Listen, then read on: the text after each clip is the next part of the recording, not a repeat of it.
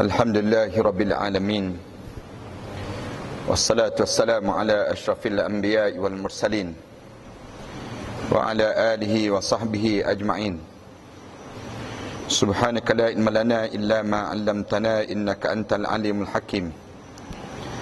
Rabbi shrah li sadri wa yassir li amri wahlul 'uqdatam min lisani yafqahu qawli. Rabbi yassir wa la tu'assir wa tammim bil khair. Qala Allah Ta'ala fi kitabil aziz ba'da a'udzu billahi minasyaitonir rajim. Bismillahirrahmanirrahim. Innal ladzina tawaffahumul malaikatu zalimi anfusihim qalu fima kuntum qalu kunna mustad'afina fil ard qalu alam takun ardullahi wasi'atan fatuhajiru fiha faulaika ma'wahum jahannam wasa'at masira. Dan orang-orang yang telah dimatikan oleh malaikat Allah, qalu alam takun ardullahi wasi'atun fatuhajiru fiha. Lalu ia menjawab, qalu kunna mustad'afina fil ard. Sesungguhnya kami di kalangan manusia yang lemah di atas dunia dahulu. Lalu malaikat bertanya balik padanya, qalu alam takun ardullahi wasi'atun fatuhajiru fiha. Tidakkah Allah telah jadikan bumi itu luas padanya? Mengapa kamu tidak berhijrah di atas dunia dahulu? Faulaika ma'wahum jahannam. Lalu malaikat menyebut padanya, kesudahan kamu ialah neraka jahannam. Wasa'at masira. Dan neraka jahannam ini merupakan seburuk-buruk tempat yang disediakan oleh Allah pada mereka. Surah An-Nisa ayat yang ke-97. Yang dihormati imam, pengerusi dan ahliatan kuasa masjid, pimpinan-pimpinan masyarakat, muslimin dan muslimat sekalian, Assalamualaikum warahmatullahi ta'ala wabarakatuh. Pertamanya, marilah kita sama-sama mengaturkan rasa syukur kita kepada Allah di atas nikmat panjangnya usia kita dan peluang yang Allah kurniakan pada kita untuk kita datang ke dalam rumah Allah ini. Syukurnya kerana kita berakhir dan kita sudah berada pada penghujung daripada kalender Islam, di mana kita sudah berada pada malam 27 Zulhijjah, dan kita sudah berada pada saat-saat yang menghampiri akhir tahun dalam kalender Islam. Sehari dua lagi kita akan masuk dalam kalender baru yang disebut dengan awal Muharram, yang menunjukkan kita masa kita semakin singkat untuk kita hidup di atas dunia ini, dan peluang untuk kita beramal soleh semakin ringkas pada diri kita. Masa kita semakin berakhirnya hidup ini, berakhirnya hujung tahun ini, bukan bererti semakin panjangnya umur kita, tidak. Tetapi semakin hujung tahun, maknanya kita semakin dekat dengan kematian. Untuk kita nak dihadapkan di hadapan Rabbul Jalil, dihadapkan di hadapan Allah Subhanahu wa ta'ala. Sebelum daripada ini, mungkin di kalangan kita, kita sebut, di kalangan kita, bila orang tanya pada kita, berapa umur kamu sekarang? Ada sebahagian di kalangan kita, dia akan jawab, baru 32 tahun. Sebenarnya dia bukan berusia 32 tahun, tetapi dia sudah berusia selama lebih kurang 33 tahun. Kerana dia terlampau lama hidup dengan kalender Masihi, dia tidak perasan yang dia sudah berusia dengan usia kalender Islam setahun lebih awal daripada itu. Ada di kalangan kita, apabila kita tanya umur mereka, kita tanya, pakcik berapa umur pakcik sekarang? Lalu ada di kalangan kita jawab, baru 64 tahun. Sebenarnya dia bukan berusia 64 tahun. Mengikut kalender Islam, dia sudah berusia 66 tahun. 2 tahun lebih awal daripada itu. Tetapi oleh kerana kita terlampau sibuk dengan hidup kita dengan kalender Masihi, kita tidak perasan yang umur kita ini semakin ringkas dan semakin ringkas. Walau bagaimana sekalipun, alhamdulillah, para alim ulama sentiasa ingatkan kita dan sentiasa tegur dan memberi ingatan Dan akhir-akhir ni di kalangan masyarakat kita jadikan setiap kali mana masuk saja dalam bulan-bulan kalender Islam, masyarakat kita diingatkan dengan peristiwa-peristiwa supaya kita tidak lupa dan kita tidak leka dalam hidup kita. Semenjak daripada bulan Rejab lagi, bila kita masuk dalam bulan Rejab, kita akan diingatkan dengan peristiwa Isra wal Mi'raj. Kemudian lepas pada itu kita masuk dalam bulan Sya'ban. Bila masuk dalam bulan Sya'ban, kita diingatkan dengan peristiwa pertukaran kiblat yang berlaku dalam bulan Sya'ban. Kemudian bila masuk saja dalam bulan Ramadan, kita diingatkan dengan peristiwa nuzulul Quran. Diingatkan dengan peristiwa perang Badar. Diingatkan kita dalam bulan Ramadan ini dengan malam Lailatul Qadar. Masuk saja dalam bulan Syawal, ulama-ulama ingatkan lagi kita dengan perang Uhud yang berlaku pada 15 Syawal. Yang cuma di kalangan kita saja yang terlupa saja. Biasanya kita masuk dalam bulan Syawal, orang Melayu kita terlampau sibuk dengan beraya sampai tak ingat peperangan yang berlaku dalam bulan Syawal. Raya orang Melayu kita akhir-akhir ini semakin panjang namanya, menjadi sampai sebulan, yang menyebabkan kadang-kadang terlupa tentang peristiwa perang Uhud, perang yang besar dalam sejarah Islam yang berlaku dalam bulan Syawal. Masuk saja dalam bulan Zulkaidah, kita diingatkan dengan persiapan untuk menyambut Aidil Adha. Kemudian apabila masuk dalam bulan Zulhijjah, kita diingatkan pula dengan peristiwa yang besar yang Allah jadikan dalam bulan Zulhijjah ini, yang disebut dengan Aidil Adha, peristiwa pengorbanan Nabi Ibrahim AS, dan berakhirnya tahun dalam kalender Islam.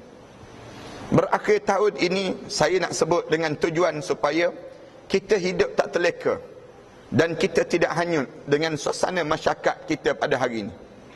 Kerana apabila diingatkan dengan peristiwa akhir tahun ini, maka kita akan mula membaiki diri dan kita akan cuba untuk memuhasabah diri.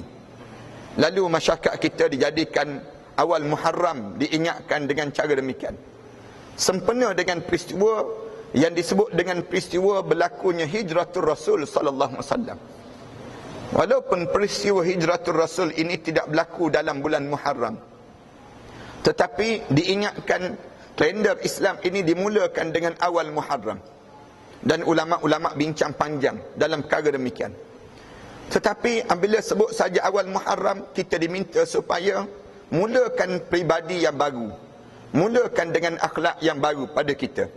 Ataupun kita diingatkan pada diri kita supaya kita buat persiapan yang terbaik dan semakin terbaik untuk kita nak menghadap di hadapan Allah Subhanahu Wa Taala. Awal Muharram ini peristiwa di mana peristiwa berlakunya hijratul Rasul sallallahu alaihi wasallam, yang kita diajar supaya kita paling-paling tidak mengambil iktibar daripada apa yang berlaku pada Rasulullah sallallahu alaihi wasallam dan juga sahabat. Kerana hijrah ini Rasulullah sallallahu alaihi wasallam pesan supaya kita sentiasa buat hijrah. Cuma Rasulullah sebut saja la hijrata ba'dal fath walakin jihadun wan niyyah. Tak ada lagi hijrah lepas pada dibuka kota Mekah. Yang ada kata Rasulullah jihadun wan niyyah. Jihad dan juga niat saja yang masih lagi berbaki dalam hijrah. Rasulullah sallallahu alaihi wasallam tunjulkan ini tanda kecerdikan seseorang. Orang yang cerdik, orang yang hidup dia sentiasa bersiap untuk berhijrah, sentiasa melakukan perubahan dalam hidupnya. Kerana apa dia? Kerana bila berada pada satu tempat, zaman Rasulullah sallallahu alaihi wasallam itu menyebabkan masyarakat Islam tidak berkembang. Para hadirin sekalian tahu, Islam sampai pada tempat kita ini disebabkan kerana hijratul Rasul sallallahu alaihi wasallam. Kalau tidak kerana hijratul Rasul sallallahu alaihi wasallam, mungkin saja lagi kita masih lagi menyembah pokok-pokok kayu. Mungkin saja lagi kita dalam keadaan yang kita tidak mengenal siapa Tuhan kita dan siapa Nabi kita. Kalaulah tidak kerana hijratul Rasul, hijrah ini menjadi titik pada permulaan. Kepada Islam ini bukan hanya untuk satu masyarakat yang disebut dengan Arab sahaja. Tetapi Rasulullah sallallahu alaihi wasallam nak mengajar bahawa Islam ini kamu kena faham, tatkala mana kamu bersama dengan Islam, kamu akan berhadapan dengan ujian-ujian yang banyak. Dengan ujian yang banyak itu kamu perlu melakukan perubahan dalam hidup kamu. Berlakulah perubahan dalam hidup sahabat-sahabat Rasulullah. Sehingga kan alim ulama, tatkala mana cerita tentang hijrah yang berlaku ini, alim ulama sebut di kalangan orang yang hijrah itu terbahagi pada 3 kelompok. Yang cuba kita perhati, kita termasuk tak dalam kelompok yang dimaksudkan oleh para alim ulama. 3 kelompok yang terjadi di kalangan sahabat-sahabat Rasulullah sallallahu alaihi wasallam. Kelompok yang pertama katanya para alim ulama, kelompok yang memang dia hijrah kerana Allah dan juga Rasul. Dia sanggup tinggalkan kampung halamannya dalam mentaati perintah Allah. Sanggup meninggalkan rasa kasih dan sayang pada tempat tinggalnya. Kita ni kadang-kadang nak tinggal rumah kita, datang ke masjid pun kita rasa susah. Orang kita nak tinggal bukannya lama sangat pun, tapi dia rasa berat dalam jiwa dia. Orang ni tak ada perasaan hijrah. Hijrah ini, dia mesti sanggup kita melakukan pengorbanan. Pengorbanan apa dia? Harta benda. Sebagaimana sahabat-sahabat Rasulullah sallallahu alaihi wasallam. Jiwa dan tenaga dalam mentaati perintah Allah untuk sampai di kota Madinah ini. Sebagaimana yang berlaku kepada Abu Bakar As-Siddiq, yang berlaku pada Mus'ab bin Umair, yang berlaku pada sahabat-sahabat yang lain. Yang mula apabila ditanya pada Rasulullah, "Ya Rasulullah, boleh tak kami nak berhijrah ya Rasulullah?" Rasulullah sallallahu alaihi wasallam sebut, Rasulullah kata, "Kami benar, saya benarkan dan saya benarkan." Kecuali yang Rasulullah tak benarkan, saat mana sahabat-sahabat mula nak minta hijrah ni, Rasulullah tak benarkan Abu Bakar saja. Abu Bakar, kamu tak dibenarkan. Tetapi sahabat yang lain, Umar, Rasulullah benarkan. Rasulullah benarkan untuk hijrah. Sahabat-sahabat yang lain, Rasulullah benarkan semua. Tetapi ada pun Sayyidina Umar, Sayyidina Abu Bakar tidak dibenarkan untuk berhijrah bersama dengan Rasulullah sallallahu alaihi wasallam. Ulama-ulama tanya, kenapa yang Rasulullah tidak berhijrah dengan Sayyidina Umar? Sepatutnya hijrah ini berlaku dengan Sayyidina Umar, tidak berlaku dengan Sayyidina Abu Bakar. Kerana Abu Bakar ini lebih dalam keadaan rasa takut itu besar berbanding dengan Sayyidina Umar. Sayyidina Umar di kalangan sahabat yang paling pemberani di kalangan sahabat Rasulullah. Berani tak berani Sayyidina Umar, dia masuk Islam itu pun ditampar muka adik dia. Dia masuk Islam sehingga pecah muka adik dia terlebih dahulu. Berani tak berani Sayyidina Umar, Rasulullah sallallahu alaihi wasallam sebut, kalau Sayyidina Umar berjalan satu jalan, Umar berjalan satu lorong, nescaya syaitan tak akan lalu lagi jalan yang dilalui oleh Umar tersebut. Garangnya Umar. Kita garang juga jalan satu jalan penuh syaitan duduk belakang kita ni. Syaitan di belakang kita. Beza kita dengan Umar. Sayyidina Umar Al-Khattab radhiyallahu anhu, kenapa tidak dipilih Sayyidina Umar? Dipilih Abu Bakar. Nak gambarkan bagaimana besarnya nilai hijrah ini. Sepatutnya pilihlah Sayyidina Umar. Macam kita, kalau kita nak berjalan, kita tak berjalan dengan orang-orang yang biasa. Kita mesti pilih orang-orang yang luar biasa hebatnya. Baru kita boleh tumpang keluar biasaan dia tersebut. Barulah kita rasa hebat. Kita kan kalau kita berjalan dengan ketua kampung, lain je rasanya. Kita berjalan dengan OCPD, lain je rasanya. Nak mengangkang je tubuh badan kita rasanya. Kita berjalan dengan orang yang besar jabatan, lain terus. Tapi kalau kita berjalan dengan orang penakut, dengan kita jadi penakut tak kena gaya. Kita menumpang ketakutan yang ada pada dia. Kenapa Islam waktu mana peristiwa hijratul Rasul sallallahu alaihi wasallam, Rasulullah sallallahu alaihi wasallam memilih Abu Bakar. Abu Bakar bila sebut saja ada Rasulullah, "Ya Rasulullah, izinkan aku hijrah ya Rasulullah." Rasulullah sallallahu alaihi wasallam kata Abu Bakar, "Kamu aku tak izinkan lagi, tetapi aku minta supaya kamu menemani aku." Menemani pada dia aku ni sendiri. Sehingga kan Abu Bakar sampai menunggu saat apabila orang kafir dah mula mesyuarat. Orang kafir bila dilihat saja dengan kejayaan Islam, orang Islam dah mula masuk, semakin ramai masuk Islam, ni tanda-tanda kejayaan Islam. Di waktu mana ramai masuk Islam, orang kafir mula berbincang di kalangan mereka, di rumah yang disebut dengan di Darun Nadwah itu. Mereka bincang. Tuan-tuan tahu sejarah yang berlaku ini, dan sengaja saya nak sebut dengan tujuan untuk kita nak merasakan bagaimana besarnya nilai hijrah dalam hidup kita ini. Rasulullah sallallahu alaihi wasallam diberitahu oleh malaikat Jibril bagaimana orang kafir ini berancang. Di waktu mana merancang saja, mereka sebut di kalangan mereka ini, mereka kata, bagaimana kita nak lakukan pada Muhammad ini. Muhammad ini membawa satu ajaran yang menyebabkan kucak-kacir agama kita. Yang menjadikan tunggang langgang segala ajaran yang dibawa oleh datuk nenek moyang kita dahulu. Macam mana kita nak lakukan pada Muhammad ini? Bangun seorang yang pertama, dia kata apa dia? Mereka kata, yang disebut dan dirakamkan dalam Al-Quran, idh yamkuru bikal ladhina kafaru liyusbituk aw liyakhrujuk aw liyaqtuluk wa yamkuruna wa yamkurullah. Dan dicerita dalam ayat ni, dan ingatlah ketika mana mereka merancang, orang kafir ni dah mula merancang, idh yamkuru bikal ladhina kafaru, orang kafir dah mula merancang terhadap Muhammad ini. Mereka kata liyusbituk, kita tangkap dan kita penjara Muhammad, aw liyaqtuluk, ataupun kita bunuh Muhammad, aw liyakhrujuk, ataupun kita buang daerah Muhammad. Wa yamkuruna wa yamkurullah, mereka merancang dan Allah merancang. Dalam perancangan mereka itu, wallahu khairul makirin, dan Allah sebaik-baik perancang dalam urusan yang mereka lakukan ini. Bangun seorang kata kita buang daerah je Muhammad ini. Kemudian bangun seorang lagi dia kata tak boleh, kita jangan buang daerah Muhammad, tapi kita tangkap dan kita kurung Muhammad dalam rumah dia. Bangun orang yang tiga, seorang yang tua, yang dalam keadaan botak kepalanya, panjang janggutnya, kemudian pegang tongkat. Siapa ni? Yang disebut dengan iblis, Azazil, yang menyamar menjadi orang tua yang alim, berpegang, datang dengan pegang tongkat. Dan kemudian dia bangun, dia sebut, dia kata apa dia? Liyaqtuluk, kita bunuh saja Muhammad.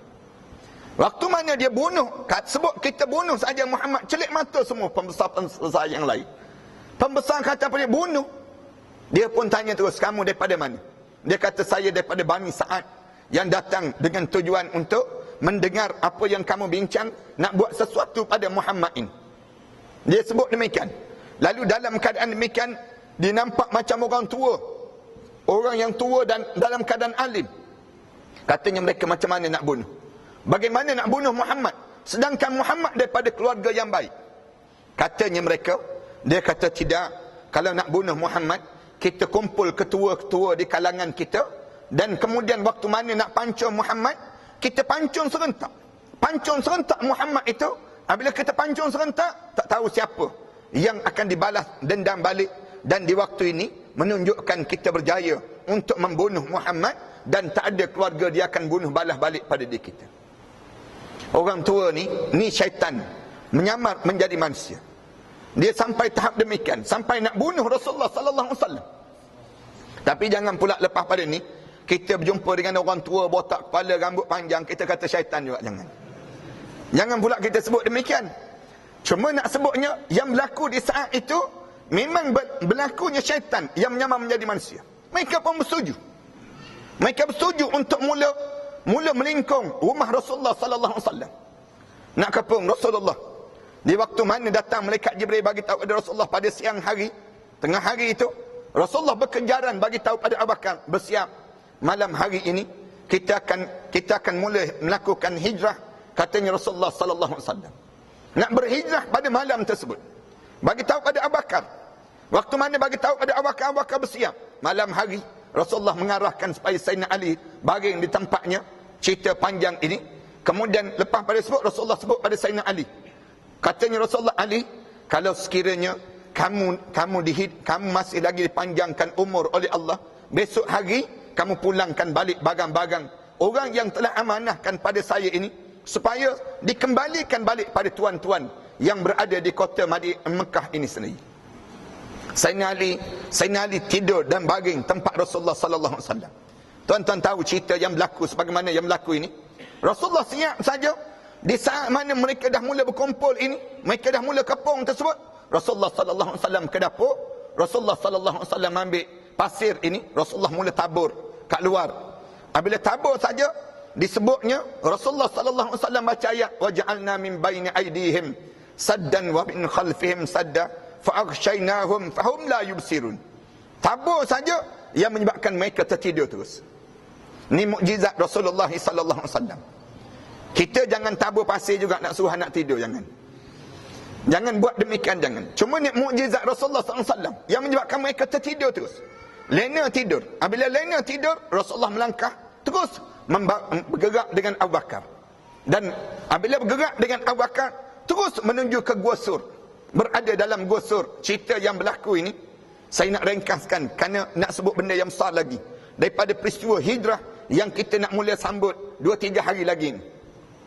Kemudian terus berada dalam gosur selama berapa malam? Selama lebih kurang 3 hari 3 malam berada dalam gosur. Kemudian dalam gosur ini katanya Abu Bakar, gua yang sempit, yang boleh seorang saja baring, seorang lagi kena duduk. Waktu mana baring dan kena duduk ni, Abu Bakar memilih untuk duduk. Manakala Rasulullah sallallahu alaihi wasallam penat sangat menyelamatkan nyawa ini, menyelamatkan Islam ini, tidur dan baring di atas paha Abu Bakar. Duduk atas paha Abu Bakar. Tidur dan Abu Bakar kata, aku dengar dengkuran Rasulullah di saat itu. Kerana penatnya Rasulullah sallallahu alaihi wasallam. Dengar dengkuran Rasulullah. Tidur di atas paha Abu Bakar. Allahu Akbar. Tuan-tuan tahu Abu Bakar ni siapa? Abu Bakar ni bapa mertua kepada Rasulullah sallallahu alaihi wasallam. Tuan-tuan tahu siapa yang tidur atas paha Abu Bakar itu? Menantu kepada Abu Bakar, Rasulullah sallallahu alaihi wasallam. Tidur di atas paha Abu Bakar. Menantu tidur atas paha mertua. Ada tempat kita boleh buat demikian. Cuba try buat malam ni nak tengok. Balik malam ni cari bapa mertua juga, baring atas paha bapa mertua. Cuba kita baring sekali nak tengok. Bagi tahu pada bapa mertua kita, bah, ambil sunnah bah, kita sebut demikian. Rasanya bapa mertua mandang atas bawah tak kena gaya. Budak ni dah lah anak aku, dia sapu dengan aku pun dia nak sapu. Dia akan jadi demikian. Walau mana sekalipun kita nak sebut tentang bagaimana keakraban dalam bersahabat, dalam menjadi seorang mertua dan menantu, dalam seorang berkeluarga. Dan di saat inilah datangnya Asma binti Abu Bakar. Asma dalam keadaan mengandung pula dah 8 bulan mengandung. Bawa bekalan naik di atas bukit itu sambil balut di badan dia, jubah dia ini, kemudian dibalut, kemudian dilekatkan dengan jubah yang besar. Kemudian Asma bawa kambing-kambing. Kambing-kambing ini dibawa oleh Asma, dan Asma berucap depan kambing-kambing tersebut, wahai kambing-kambing, kerja kamu sekalian ialah kamu menutup segala tapak-tapak kaki Rasulullah dan juga ayah aku. Kerja kamu mesti tutup. Tutup kerja kamu ini. Kambing-kambing ni alhamdulillah faham tentang ucapan ini, yang menyebabkan akhirnya Asma binti Abu Bakar dalam keadaan mengandung yang sarak ini membawa bekalan kepada yang disebut dengan bawa bekalan pada Rasulullah dalam gua ini. Cuma saya nak jawab sikit. Kenapa Rasulullah tidak memilih Abu Bakar tadi? Kenapa Rasulullah tak pilih Sayyidina Umar? Patutnya pilih Sayyidina Umar. Pilihlah Sayyidina Umar. Tiba-tiba dipilih Abu Bakar ini dalam peristiwa hijrah. Ulama-ulama jawab, nak ajar pada kita bahawa Islam ini hidup dia tidak bergantung kepada orang, tetapi kita hidup ini mesti bergantung kepada Allah. Islam dia tak pernah bergantung dengan orang. Kalaulah Islam ni digantung dengan orang, nescaya Rasulullah memilih Sayyidina Umar. Kerana Umar tu pemberani orangnya. Tetapi dia ada supaya apa dia? Hidup ini bergantung kepada Allah. Gantungkan diri dan ikatkan diri kita dengan Allah. Sehingga kan kita jangan tinggal daripada kita dengan Allah. Jangan gantung dengan azimat dan tangkal-tangkal. Jangan percaya benda-benda yang demikian. Jangan hidup kita bergantung selain daripada Allah. Gantungkan diri kita, Allahus Samad. Allah itu tempat yang kita sentiasa meminta pertolongan dan tempat yang kita bergantung dalam hidup kita. Jangan kita letak dengan orang. Kalau tuan-tuan hidup dengan gantung dengan orang, orang tu jatuh, dengan kita jatuh. Ramai mana orang yang hidup, dia jaga orang lebih daripada jaga Allah. Jangan jaga orang lebih daripada jaga Allah. Jaga Allah itu menjadi keutamaan. Apabila jaga Allah menjadi keutamaan, Allah ajar dalam peristiwa hijrah ini.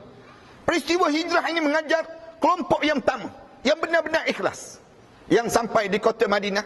Apabila sampai di kota Madinah, mereka menjadi orang yang di kalangan Ansar dan juga Muhajirin. Orang yang Ansar dan juga Muhajirin yang disedarakan oleh Rasulullah sallallahu alaihi wasallam. Yang ni yang hebatnya Islam. Di kelompok ini sampai peringkat Muhajirin dan juga Ansar ini saling tolong menolong dan rasa damai. Apabila mereka sebut saja asyhadu an la ilaha illallah, kita tidak ada lagi puak. Kita tidak ada lagi yang disebut dengan bangsa. Sebut saja asyhadu an la ilaha illallah, maka kita menjadi sama. Kita bagaikan adik-beradik di antara satu sama lain. Asyhadu an la ilaha illallah wa asyhadu anna Muhammadar Rasulullah menjadi penghubung di antara yang disebut dengan sekatan bangsa, keturunan, dan juga yang namakan dengan rupa paras dan seumpamanya. Asyhadu an la ilaha illallah wa asyhadu anna Muhammadar Rasulullah menjadikan persaudaraan di kalangan sahabat-sahabat. Kelompok yang pertama dalam peristiwa hijrah. Dan dalam peristiwa yang hijrah yang kedua, ulama kata sekelompok manusia yang datang ke kota Madinah, datang sampai di kota Madinah, dia tidak berhijrah kerana Allah dan juga Rasul. Tetapi sampai di kota Madinah, dia hijrah dalam keadaan yang didatang itu kerana tunang dia datang ke kota Madinah. Hijrah itu yang dimaksudkan dengan hijrah Ummu Qais disebutnya. Hijrah Ummu Qais ini, ada orang yang buat kerja Islam ini bukan kerana Allah, tetapi dia buat kerja Islam ini kerana orang. Dia datang di kota Madinah, sampai saja di kota Madinah, dia sebut pada sahabat-sahabat, saya datang ke Madinah ini bukan kerana Rasulullah pun, bukan kerana Allah pun. Habis itu kenapa? Sahabat-sahabat tanya dia. Dia pun jawab, tunang saya Ummu Qais datang, disebut. Kalau lah saya tak datang, saya bimbang-bimbang tunang saya kahwin dengan orang lain, disebut. Bimbang jadi demikian. Ada orang yang demikian. Orang tanya pada dia, kamu datang ke masjid buat apa? Dia jawab, saya datang ke masjid kerana nak dengar ceramah. Kenapa nak dengar ceramah? Dia pun jawab, kerana jamuan disediakan. Dia datang kerana jamuan. Dia tidak datang kerana Allah. Ada orang yang buat kerja ni tidak kerana Allah. Dalam hidup kita ni, ada orang kemah-kemah rumah, kita tanya dia, kenapa kemah rumah? Dia jawab, tetamu nak datang. Tetamu nak datang, dia jawab demikian. Last minute, tetamu telefon pada dia, tetamu bagi tahu, tak sempat datang dah hari ni, saya datang minggu depan lah. Dia pun terduduk terus. Menyesal aku kemah rumah tadi, disebut. Kalau aku tahu macam ni pun aku tak kemah lagi rumah. Dia kemah rumah kerana orang ke kerana Allah? Dalam hidup kita ni kerana apa dia? Kita buat ni kerana apa dia? Dalam hidup kita mesti lillah. Apabila kerana Allah ni, dengan saja begitu, sahabat ni pergi mengadu kepada Rasulullah. Ya Rasulullah, ada yang datang ke kota Madinah ini, ya Rasulullah. Dia datang sampai di kota Madinah ini, dia tidak hijrah kerana kamu, ya Rasulullah. Dia tidak datang kerana Allah, tapi dia datang kerana yang disebut dengan perempuan yang diingin kahwin, ya Rasulullah. Rasulullah sallallahu alaihi wasallam dengar saja begitu, Rasulullah sallallahu alaihi wasallam bingkabang. Rasulullah sallallahu alaihi wasallam bangun saja, Rasulullah buat ucapan, innamal a'malu binniyat wa innama likulli imri'in ma nawa.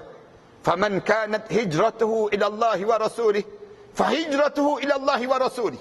Wa man kanat hijratuhu lid-dunya aw imra'atin yankihuha fahijratuhu ila ma hajara ilaih. Ni hadis yang paling asas.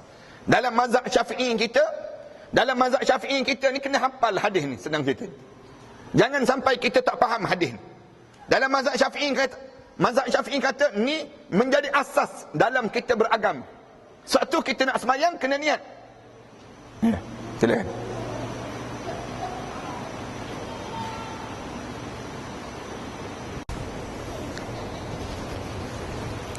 Tuan-tuan, kita sambung sikit lagi. Nak ringkaskan saja sebab kita dah azan ni, tak boleh dah panjang. Dia jadi makruh kalau kita lebih panjang daripada masa kita bercakap tadi. Cuma Ana akan ringkas serengkah mungkin lah.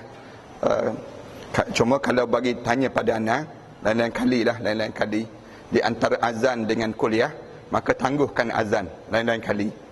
Sebab azan ini sunat je hukum dia, adapun kuliah ni wajib hukum dia. Dia panggil di sudut fiqhul aulawiyat, fiqh priority, maka kita boleh tangguh azan ini kepada lepas pada kuliah. Berlaku zaman Rasulullah sallallahu alaihi wasallam pun. Berlaku zaman Rasulullah, waktu mana Rasulullah pergi ke masjid, tiba-tiba Sayyidina Ali tengah kuliah. Sayyidina Ali karamallahu wajhah tengah kuliah asar. Dekat dengan asar tu Sayyidina Ali tengah kuliah. Kemudian dah masuk dah waktu, Rasulullah biarkan. Rasulullah sallallahu alaihi wasallam biarkan sampailah habis kuliah Sayyidina Ali, barulah Rasulullah sallallahu alaihi wasallam sebut azan dah sekarang. Katanya Rasulullah sallallahu alaihi wasallam. Kemudian dalam hadis Rasulullah cerita tentang kuliah ini, Rasulullah kata, laula an asyukka ala ummati la ta'akhkhara ala salatil isya. Kalaulah tak menjadi beban pada umat aku, nescaya aku akan minta supaya mereka melewatkan sembahyang isya, dengan tujuan nak bagi peluang kepada kuliah ini untuk dihabiskan dahulu, kemudian barulah disembahyang yang disebut dengan sembahyang isyak dan diazan di waktu tersebut. Ini lain-lain kalilah. Maksudnya pada diri kita ni, kalau sekiranya kita diberi pilihan, lalu ulama bincang, kalau sekiranya dah azan jadi makruh masa dia, kalau sekiranya kita ni lama sangat untuk di antara azan dengan qamat untuk nak disolat ini sendiri. Dia jadi demikian. Oleh demikian kita ringkaskan sikit lagi poin yang nak sebut tentang mengenai peristiwa yang berlaku pada Rasulullah sallallahu alaihi wasallam tadi, yang dipanggil kumpulan yang kedua tadi. Kumpulan yang kedua ni, yang dimaksudkan kumpulan yang kedua ini ialah kumpulan yang dia tidak hijrah kerana Allah, tapi dia hijrah kerana yang disebut selain daripada Allah Subhanahu Wa Taala. Ada di kalangan kita ni dia berubah dalam hidup dia, tapi bukan kerana Allah pun, tapi kerana sesuatu yang lain. Kadang-kadang kan ada orang yang masuk Islam, kita tanya kenapa masuk Islam, dia jawab saya masuk Islam kerana saya nak kahwin, misal contohnya. Ramai terjadi benda yang sedemikian rupa. Bila disebut dia nak kahwin, kerana dia nak kahwin tadi, kerana dia nak kahwin dia masuk Islam. Lama-lama bila dia masuk Islam, kemudian berlaku perceraian dalam rumah tangga dia, akhirnya dia murtad kembali. Na'udzubillah min zalik. Ni punca kerana apa dia? Dia tidak buat kerana Allah. Islam ni, tiap benda yang kita buat mesti kerana Allah. Disandar daripada mana? Daripada dalil hadis. Rasulullah sallallahu alaihi wasallam sebut tadi, setiap amalan ini mesti disandarkan pada niat. Mazhab Syafi'i kata, tak sah mana-mana kita buat satu amalan yang tidak disertai dengan niat, maka sembahyang kita, puasa kita, zakat kita, haji kita yang tidak disertai dengan niat, maka amalan itu tidak diterima di sisi Allah. Niat ini menjadi umdah, menjadi tiang yang asas dalam beragama. Lalu Imam Syafi'i kita letakkan tiap-tiap amalan ini berdasar pada niat. Berdasar pada niat inilah yang kita nak solat, kita niat, nak puasa, kita niat dan sebagainya. Dalam hidup kita ni, hadis ni dipanggil hadis 40. Tuan-tuan belajar dalam hadis 40. Di antara kitab yang wajib kita belajar dan kita khatam sebelum daripada kita meninggal dunia. Belum kita meninggal dunia ni, ada 2-3 buah benda yang kita kena belajar. Sayyidina Umar Al-Khattab radhiyallahu anhu disebut, di antara dalam tafsir Al-Quran, kamu jangan mati selagi mana kamu wahai orang lelaki tak belajar 2 surah. 2 surah bagi orang lelaki. Orang lelaki dia kena belajar 2 surah. Surah apa dia? Yang pertama surah yang disebut dengan surah Al-Baqarah, dan yang kedua surah Al-Imran. 2 surah ni untuk orang lelaki. Mana kalau orang perempuan ada 3 surah. Yang ajarlah isteri kamu dan anak-anak perempuan kamu terhadap 3 surah bagi orang perempuan. Surah apa dia? Yang pertama surah An-Nisa, yang kedua surah An-Nur, dan yang ketiga surah Al-Ahzab.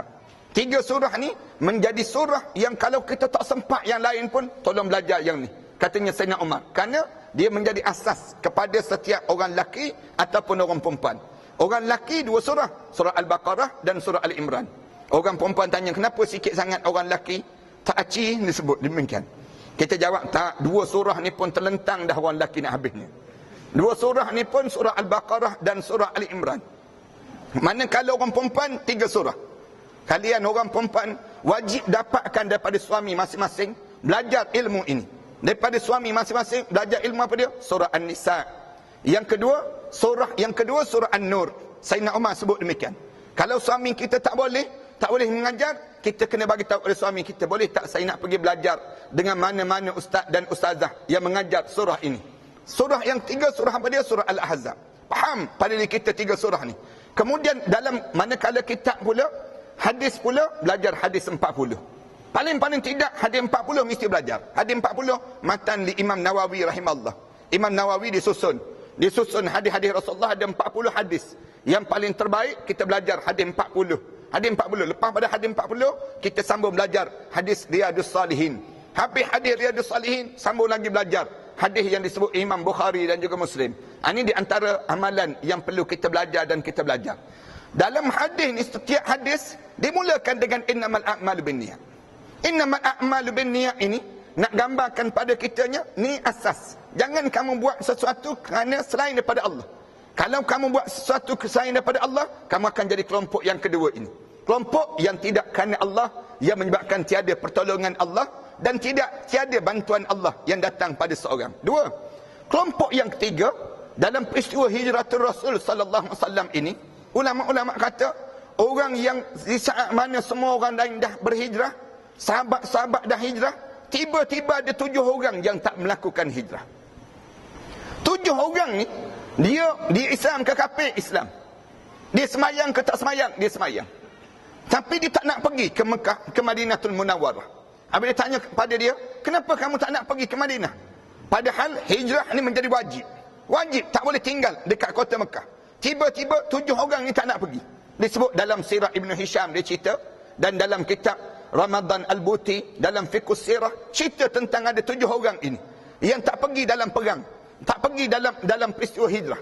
Dan 7 orang ni, apabila dia tak pergi, apabila ditanya kepada yang disebut dengan pada mereka, kenapa kamu tak hijrah? Dia jawab, kalau saya hijrah ke Madinah, saya nak makan apa? Dia tanya demikian.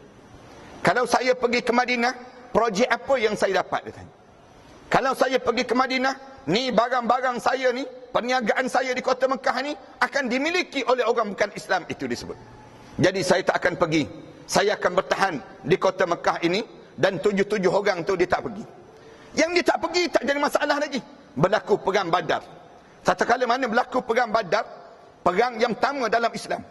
7 orang ni dia tak pergi, tapi dia support. Dia bagi duit, dia bagi sokongan kepada Abu Sufyan untuk menentang Rasulullah sallallahu alaihi wasallam. Dia tak pergi, dia bagi duit. Tetapi apabila dipujuk-pujuk, peringkat awalnya dia tak pergi. Tapi apabila dipujuk, dia turut serta untuk bersama dengan Abu Sufyan menentang Rasulullah sallallahu alaihi wasallam. Ini kelompok orang Islam. Dia orang Islam tapi menentang Rasulullah sallallahu alaihi wasallam. Ini pun berlaku di kalangan kita. Orang Islam tapi lawan Islam. Orang Islam yang lawan Islam, yang ni keadaan yang sedang berlaku. 7 orang ni, apabila dia pergi sampai di kota, nak sampai perang Badar ini, malaikat Jibril bagi tahu pada Rasulullah sallallahu alaihi wasallam. Bagi tahu pada Rasulullah, ya Rasulullah, hamba Allah ini datang ya Rasulullah. 7 orang ni datang ya Rasulullah. Rasulullah dengar saja. Rasulullah sallallahu alaihi wasallam sebut, Ali, kamu pastikan pancung kepala orang ni. Zubair, kamu pancung kepala orang ni. Rasulullah sebut sorang-sorang. Sorang-sorang ni mesti dibunuh. Mesti dibunuh. Apabila jangan biarkan mereka ni dibiarkan dalam keadaan dia tak mati. Mesti pastikan mereka ni mati. Dan waktu mana berlaku demikian, berlaku dalam perang ini, dalam perang Badar ini, berlaku perang berkecamuk, lalu sahabat-sahabat ni cari siapa yang disebut oleh Rasulullah sallallahu alaihi wasallam tadi, dan akhirnya berjaya 7 orang itu mati dibunuh. Apabila berjaya dibunuh, berjaya dalam perang ini dibunuh 7 orang tersebut, siap saja berlaku perang, Rasulullah sallallahu alaihi wasallam ditunjukkan mayat mereka. Rasulullah kata, asingkan mayat mereka ini. Jangan letak sekali mayat mereka dengan mayat orang yang bukan Islam itu. Asingkan mayat mereka. Lalu apabila asingkan mayat mereka tersebut, dah diasingkan mayat mereka, lalu Rasulullah sallallahu alaihi wasallam kata, gali lubang untuk kebumikan mayat mereka. Sahabat-sahabat gali lubang. Selesai saja gali lubang saja, Rasulullah sallallahu alaihi wasallam kata, sekarang tarik heret mayat ini, humban ke dalam lubang tersebut. Masing-masing tarik mayat itu, campak dalam lubang itu. Apabila berjaya dicampak semua, selesai saja, Rasulullah pergi dekat lubang itu, Rasulullah cekak pinggang. Rasulullah sallallahu alaihi wasallam mula cekak pinggang. Rasulullah panggil, ya fulan, ya fulan, ya fulan, halimmu ila dunyakum. Wahai fulan, wahai fulan, wahai fulan, kejarlah dunia. Inilah nilai dunia yang kamu inginkan dalam hidup kamu. Inilah nilai dunia yang kamu inginkan dalam hidup kamu. Rasulullah panggil seorang-seorang. Rasulullah panggil, ya fulan, ya fulan, ya fulan, halimmu ila dunyakum. Kejarlah dunia yang kamu inginkan dalam hidup kamu. Lalu sahabat Rasulullah sallallahu alaihi wasallam datang dekat dengan Rasulullah. Sahabat tegur Rasulullah, Rasulullah, kamu berucap di hadapan mayat-mayat ini, apakah mayat-mayat ini mendengar ucapan kamu itu ya Rasulullah? Mayat-mayat ini dengar ke ucapan kamu itu ya Rasulullah? Rasulullah sallallahu alaihi wasallam jawab, mayat-mayat itu tak mendengar, tapi roh-roh mereka sedang mendengar apa yang aku sedang sebut sebentar tadi. Rasulullah sallallahu alaihi wasallam sebut demikian. Maknanya apabila mati orang tak dengar dah, tapi roh-roh mereka mendengar apa yang aku berucap tadi. Rasulullah sallallahu alaihi wasallam nak sebut, ada di kalangan orang Islam yang nama dia Islam, tiba-tiba dia masih merasakan dunia ini besar berbanding dengan akhirat. Akhirat itu menjadi kecil dalam hidup. Turun ayat Quran, innal ladzina tawaffahumul malaikatu zalimi anfusihim. Ada sesungguhnya mereka yang dimatikan oleh mereka Allah dalam keadaan dia melakukan kezaliman dalam hidup dia. Ada orang yang mati tengah-tengah dalam poket dia ada nombor ekor, misal contohnya. Dia mati dalam keadaan apa dia? Dia minum arak. Dia Islam ke kafir? Dia Islam. Ada orang yang mati dalam keadaan dia buat maksiat. Dia mati dalam keadaan dia meninggalkan solat. Ada orang Islam yang mati dalam keadaan mendedahkan aurat. Dia dimatikan oleh mereka Allah. Lalu Allah tanya, qalu fima kuntum? Kenapa kamu mati sebegini? Kenapa? Kenapa kamu mati dalam keadaan kamu tak boleh baca Quran? Kenapa? Orang kita kan ramai kan yang mati tak boleh baca Quran. Dia biar aja dia tak boleh baca Quran. Padahal tuan-tuan, kalau tuan-tuan dengar ceramah saya malam ni, tuan-tuan tak boleh baca Quran. Tuan-tuan mati malam ni. Besok tuan-tuan masuk dalam kubur, confirm tak lepas menghadap depan Allah nanti. Tak lepas tuan-tuan. Masuk je dalam kubur malam ni, masuk besok berada dalam kubur besok. Misal contohnya, mereka tanya terus, Quran boleh baca Quran? Quran boleh baca tak? Bro boleh baca bro? Quran kamu boleh baca tak boleh baca? Kamu buat apa di atas dunia? Aku bagi umur kamu 30 tahun, 40 tahun, 50 tahun, 60 tahun, 70 tahun kamu hidup. Kamu buat apa di atas dunia? Kamu buat apa di atas dunia? Allah bagi pada umur kamu. Dalam hidup kamu, kenapa kamu tak boleh baca Quran? Surat khabar orang putih boleh baca? Surat khabar India boleh baca? Surat khabar Cina boleh baca? Signboard boleh baca? Quran tak boleh baca. Kenapa tak boleh baca? Tak boleh baca Quran ni, dia kena kelam kabut. Kalau tak boleh baca Quran, nak faham Quran, nak faham terhadap kandungan Quran, yang kandungan Quran yang terdapat dalam kandungan Quran. Kenapa? Quran ni hudan lil muttaqin, menjadi petunjuk bagi mereka yang bertakwa pada Allah. Tiba-tiba kita tak ada. Satulah apabila berlakunya peristiwa yang disebut dengan awal Muharram ini, ulama kata mulakan untuk perubahan dalam hidup. Mulakan perubahan. Perubahan untuk apa dia? Kita mula memuhasabah diri. Mula memuhasabah diri di kalangan kita. Sebenarnya aku ni kena berubah ke arah mana? Ramai di kalangan kita tanyakan, kita nak berubah ni, kita nak berubah ke mana Ustaz? Dah lama dah nak berubah apa dia dalam hidup? Kita akan tanya soalan demikian. Nak berubah ke mana? Tak payah banyak. Kalau para hadirin sekalian tanya pada saya malam ni, macam mana kita nak berubah? Kita balik ke rumah masing-masing malam ni, kemudian pegang tangan isteri kita. Pegang je tangan isteri kita. Duduk jauh sikit daripada anak-anak. Pergi tepi-tepi longkang biar romantik sikit. Tanya satu soalan pada orang rumah kita. Tanya je soalan ni. Yang cuba tengok muka abang ni. Abang ni, kalau abang meninggal dunia malam ni lah, gamak-gamaknya besok abang dalam syurga tak? Tanya je soalan tu. Biar orang rumah mandang. Jawab dengan ikhlas je. Jawab dengan ikhlas. Biar orang rumah kita mandang. Atas bawah. Susah juga bang, katanya rumah. Nak masuk syurga macam mana? Subuh 7.30 bang. Nak masuk syurga macam mana? Dalam hidup, orang lain dah baca Quran lama dah. Saya tak baca-baca lagi Quran dengan abang. Semenjak saya kahwin dengan abang, saya tak nampak sekali pun abang bingkah bangun malam-malam, sujud di atas tikas sejadah, menangis teresak-esak di atas tikas sejadah. Sejak saya kahwin dengan abang, saya tak pernah pun tengok abang ajak saya, jom kita pergi masjid, belajar majlis ilmu. Jom kita bawa anak-anak, kita pergi duduk di masjid, duduk dan belajar di majlis ilmu. Kita betul terang di antara kita dengan isteri. Isteri kita boleh hanggap dah diri kita. Kalau kita meninggal dunia, terbaring je mayat kita tu, orang rumah kita boleh hanggap dah. Mandang je mayat kita tu. Tak lepas orang tua ni dia. Amalan apa yang kita buat yang terbaik? Cuba tanya sikit. Amalan apa? Sedekah. Kita bersedekah. Kita tanya diri kita. Tuan-tuan bersedekah berapa banyak? Sedekah. Rumah kita yang kita beli kat dunia ni berapa harganya? Rumah untuk dunia berapa harga? Rumah untuk akhirat berapa harga? Rumah untuk dunia kita dah beli dah. Dah ada dah. Tapi rumah yang untuk dunia confirm kita kena tinggal. Tetapi rumah untuk akhirat confirm kita kena duduki. Tapi apakah kita telah membeli rumah untuk akhirat sana? Rumah untuk dunia berapa harga? 300,000, 400,000. Rumah kita harga nilai demikian. Pernah tak kita menderma sebanyak 300,000 untuk kerja-kerja Islam? Pernah tak dalam hidup kita ni kita melakukan pengorbanan demikian? Tuan-tuan tak payah banyak tuan-tuan. Tuan-tuan yang memiliki Astro kat rumah masing-masing. Tuan-tuan bayar pada Astro tiap-tiap bulan berapa? RM130 kan? RM89 kan, kita bayar Astro pada Astro tiap-tiap bulan RM89. Ada kita derma untuk masjid ni sampai RM89 tiap-tiap bulan. Kalau tak ada, baik jual malam ni tuan-tuan. Baik jual Astro kita tuan-tuan. Nak sebut kita kena imbangkan. Dan di sinilah titik mula hijrah. Biar isteri kita tanya pula, muka air bang. Muka saya ni ada harapan tak saya ni? Kalau saya meninggal dunia, boleh tak saya masuk syurga? Kita memandang muka isteri kita. Hantar bawah. 2 kali 5, 5 kali 2 je. Lebih kurang sama je kita berdua ini. Lalu perubahan ini mesti dimulakan. Bila mesti dimulakan? Sekarang. Jangan tunggu lama. Jangan kita sebut inni fa'ilun zalika ghadan. Saya nak berubah akan datang. Bila akan datang? Nanti pencen saya berubahlah. Dah pencen, dah sampai umur 55 tahun, orang kata dah 55 tahun. Jom datang masjid. Alah, tak boleh lah. Kontrak sambung. Kontrak sambung lagi. Umur 60 tahun. 60 tahun. Jomlah datang masjid. Jomlah kita belajar.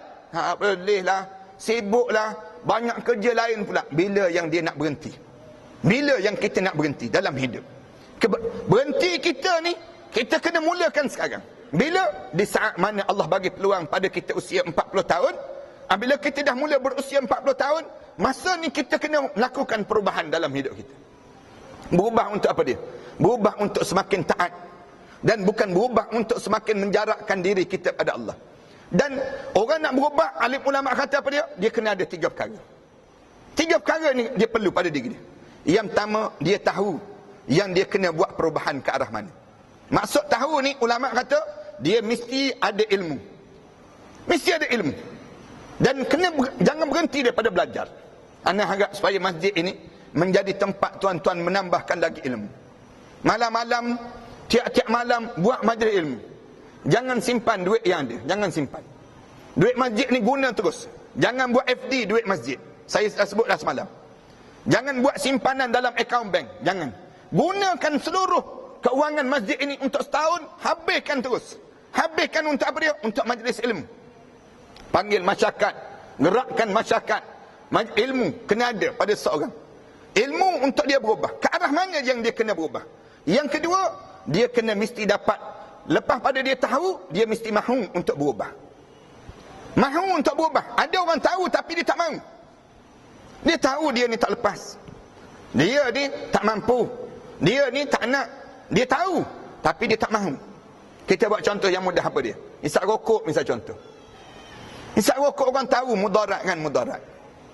Tahu mudarat. Bahkan orang yang isap rokok, dia isap rokok dalam kereta, marah orang isap rokok ni, tahan kejap ya, tahan. Nak sebutnya berapa ramai orang yang dia tahu dah ni mudarat. Dalam kereta, aircon, kalau kereta tu aircon, dia tak akan tutup aircon. Dia akan tutup aircon, dia turunkan ke ni. Dia tahu. Saya pernah sekali berjalan, naik kereta, orang hantar kereta, datang kereta mahal, mewah sikit. Kemudian nak pergi ceramah satu tempat ni, dihantar kereta, hantar driver. Driver tu berjalan je, lama-lama dah lama borak, dah jauh sangat. Driver ni mengantuk, dia tutup aircon, kemudian dia turunkan cermin. Saya tanya dia, kenapa tutup aircon? Kenapa turunkan cermin? Dia kata, nak isap rokok Ustaz, mengantuk Ustaz. Anda kata tak apa, tutup je aircon, tutup je tingkap, pasang je aircon, pasang je. Dia kata tak boleh Ustaz, kalau kita pasang aircon ni, kita isap rokok dalam aircon ni Ustaz, lama-lama asap rokok ni akan disedut oleh enjin aircon. Lama-lama rosak enjin aircon Ustaz. Dia sebut rosak enjin aircon. Dia tak nampak yang enjin aircon dia akan jadi rosak. Enjin kereta tu rosak, ada spare part ganti. Enjin kita ni kalau dah rosak, marabuka jawapan dia. Nak sebutnya gambaran, kita tahu bukan kita tak tahu, tapi kita tak mahu. Nak buat macam mana? Tak mahu. Tak ada kemahuan. Kena ada kemahuan. Kita tahu, kita dengar azan. Azan, kedengaran, ya dengar. Tapi kita tak ada kemahuan untuk datang sembahyang berjemaah. Nak buat macam mana? Kemahuan ini perlu. Tahu dan mahu. Kemudian yang ketiga, ulama kata, orang yang nak berubah, dia perlukan sokongan daripada mereka yang sekitar untuk buat perubahan. Perlu sokongan. Seorang isteri tolong menyokong suami dia dalam melakukan perubahan. Jangan sindir-sindir. Seorang suami, dia perlu memberi sokongan pada isteri dia dalam perubahan. Jangan dia sindir-sindir isteri dia dalam perubahan ke arah ketaatan. Semua mesti menyokong. Apabila tengok saja suami bangun awal nak pergi sembahyang subuh berjemaah besok pagi hari, jangan sindir suami. Bang, kenapa ni? Nampak awal pagi ni nak pergi sembahyang subuh berjemaah, katanya suami. Kenapa nak pergi sembahyang subuh berjemaah? Dunia nak kiamat ke bang, katanya. Dunia nak kiamat ke hari ni? Dia mula menyindir suami dia tersebut. Jangan. Bahkan dia kena bagi sokongan. Alhamdulillah, Allah kurniakan pada saya seorang suami yang soleh dalam hidup saya. Dia kena rasa demikian. Apabila lihat saja dalam rumah tangga dia, bahkan kalau seorang suami tak boleh bangun untuk sembahyang subuh berjemaah, isteri kena bagi sokongan. Saya sebut dah semalam dalam kuliah malam, isteri kena bagi sokongan pada suami. Kejut suami, bang, bangun bang. Orang dah nak azan subuh. Orang dah azan subuh, abang pergi ya. Abang pergi sembahyang subuh berjemaah. Apabila abang pergi sembahyang subuh berjemaah, keluarga kita ni bukan keluarga orang yang munafik kepada Allah. Kerana orang munafik itu, dia tak boleh sembahyang subuh berjemaah abang. Tak boleh sembahyang subuh berjemaah. Kalau abang boleh jaga solat subuh berjemaah, tanda kita seorang mukmin. Rasulullah sebut kan, orang munafik ada 2 waktu dia menjadi sukar untuk dia nak solat. 2 waktu dia menjadi sukar dan payah untuk dia nak solat. Solat apa dia? Solat isyak berjemaah dan subuh berjemaah. Kalau kita boleh jaga subuh berjemaah, itu tanda kita mukmin. Dan tuan-tuan kena jaga. Masjid ni jangan jadi kosong. Jangan tinggal satu saf untuk sembahyang subuh berjemaah. Biar besar saf. Biar penuh saf. Nak sebutnya pada pagi setiap pagi ni sembahyang subuh berjemaah, sembahyang subuh berjemaah. Kenapa? Kerana tak ramai orang munafik di kawasan kampung kita, di kawasan taman kita ini. Nak sebutnya gambaran demikian. Isteri pula bagi sokongan. Bang, pergilah bang. Jangan guna bahasa yang kasar-kasar. Isteri jangan guna bahasa yang kasar dengan suami. Jangan kejut suami, bang, bangun pergi sembahyang subuh pergi. Muka munafik je dia sebut demikian. Jangan sebut demikian, jangan. Guna bahasa yang lemah lembut. Bangun dan kejutkan suami. Bang, bangunlah. Suami tak nak bangun, kita bagi salam. Assalamualaikum. Ma rabbuka, kita sebut demikian. Kita sebut bingkah bangun terus dia tak kena gaya. Dia akan dengar suara dia ingat ke dalam kubur dah tak kena gaya. Nak sebutnya gambaran bagi sokongan. Mana kalau orang datang masjid, kita pakat-pakat bagi sokongan. Datang dia orang baru datang masjid, kita sokong. Alhamdulillah, kerana datang. Jangan lupa ya, kita ada lagi solat berjemaah. Jangan lupa kita datang. Saya akan, kalau perlu saya bantu, saya akan bantu. AJK Masjid bagi sokongan. Hantar di kalangan jemaah yang baru datang ini, hantar sampai ke pintu dia balik. Jangan lupa datang balik minggu depan. Jangan lupa datang balik sembahyang berjemaah. Jangan datang seminggu ni kemudian tak datang-datang dah. Maknanya kita bagi sokongan. Sokongan tadi, orang mukmin dia perlukan sokongan dalam perubahan. Apabila kita diberi sokongan, insya-Allah Allah akan bagikan kekuatan pada kita dan perubahan itu akan wujud. Dan memang benarlah pada masa yang tempat yang sesuai pada diri kita untuk kita melakukan perubahan, akhirnya kita termasuk di kalangan orang yang benar-benar dalam keadaan kitanya, supaya benar kita meninggal dunia, kita tidak menyesal dengan amalan yang sedang kita kerjakan. Jangan sampai peringkat waktu mana kita meninggal dunia, tiba-tiba kita mula menyesal. Kenapalah aku tak buat amalan ini? Kenapalah aku tak kenal orang tu? Kenapalah aku tak dekat dengan orang ni? Punca apa dia? Kerana kita tak buat yang disebut dengan perubahan dalam hidup. Tuan-tuan kena kenal alim ulama, tuan-tuan. Malam Jumaat, siapa yang mengajar? Malam Khamis, siapa yang mengajar? Siapa yang mengajar Al-Quran, tuan-tuan? Siapa yang tuan-tuan tumpang ilmu dia yang disebut dengan ilmu tafsirnya? Kena ada di kalangan kita. Apabila kita ada benda demikian, kita meninggal dunia, kita meninggal dalam keadaan yang benar-benar, kita menjadi seorang yang saleh dan kita tidak dihumban ke dalam neraka Allah Subhanahu Wa Taala. Terima kasih di atas kesempatan yang baik ini. Mudah-mudahan Allah panjangkan lagi usia kita dan Allah masukkan kita di kalangan hamba-hamba Allah yang saleh dalam kita mentaati perintah Allah Subhanahu Wa Taala. Aku qouli hadza astaghfirullah li wa lakum. Wassalamualaikum warahmatullahi taala wabarakatuh.